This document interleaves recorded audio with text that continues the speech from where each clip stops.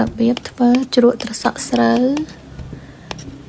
ឲ្យស្រួយឆ្ងាញ់និងវិធីធ្វើងាយខ្ញុំបានទិញត្រសក់ស្រូវចំនួន1គីឡូយកមកចិតជាកង់រួចលាងទឹក2 3ទឹកឲ្យស្អាតហើយទុកឲ្យស្រស់ទឹក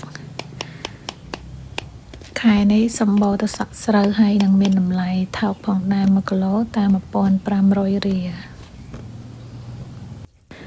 បន្ទាប់មកយើងកូរស្ករត្នោតឲ្យរាងឡើងជើងអង្ក្រងហើយយើងចាក់ទឹកចូលបង់ទឹកត្រីបន្តិចអំបិលនិងទឹកខ្មេះបន្តិចដែរពេលទឹកពុះយើងចាក់ត្រសក់ចូលទាំងទឹកនៅក្តៅតែយើងបិទភ្លើងនេះត្រសក់បាន2យប់ហើយយើងយកលាងទឹក2 3ទឹកឲ្យស្អាតបន្ទាប់មកយើងយកវាមកប្រឡាក់គ្រឿងម្ដងទៀតមានខ្ទឹមម្ទេសប៊ីចេងស្ករនិងម្សៅរ៉ូឌីកូរវាឲ្យសព្វបន្ទាប់មកយើងភ្លក្សថាវារសជាតិល្មមហើយឬនៅបើរសជាតិល្មមហើយយើងអាចដួសដាក់ទុកក្នុងក្រឡទុកនៅក្នុងទូទឹកកកចំនួន2យប់ទៀតទើបវាជូរល្មមឆ្ងាញ់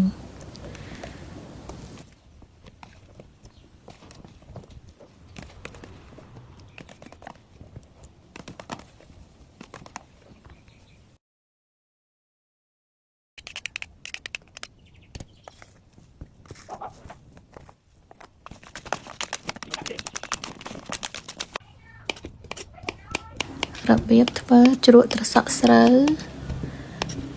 ឲ្យស្រួយឆ្ងាញ់និងវិធីធ្វើងាយខ្ញុំបានទិញត្រសក់ស្រូវចំនួន1គីឡូ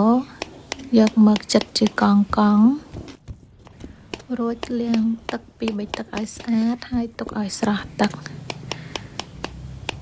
ខែនេះសម្បូរត្រសក់ស្រូវហើយនឹងមានតម្លៃថោកផងដែរ1គីឡូតាម1500រៀលបន្ទាប់មកយើងកូរស្ករត្នោតឲ្យរាងឡើងជើងអង្ក្រងហើយយើងចាក់ទឹកចូលបង់ទឹកត្រីបន្តិចអំបិលនិងទឹកខ្មេះបន្តិចដែរពេលទឹកពុះយើងចាក់ត្រសក់ចូលទាំងទឹកនៅក្តៅតែយើងបិទភ្លើងនេះត្រសក់បាន2យប់ហើយយើងយកលាងទឹក2 3ទឹកឲ្យស្អាតបន្ទាប់មកយើងយកវាមកប្រឡាក់គ្រឿងម្ដងទៀតមានខ្ទឹមម្ទេសប៊ីចេងស្ករនិងម្សៅរ៉ូឌីកូរវាឲ្យសព្វបន្ទាប់មកយើងភ្លក្សថាវារសជាតិល្មមហើយឬនៅ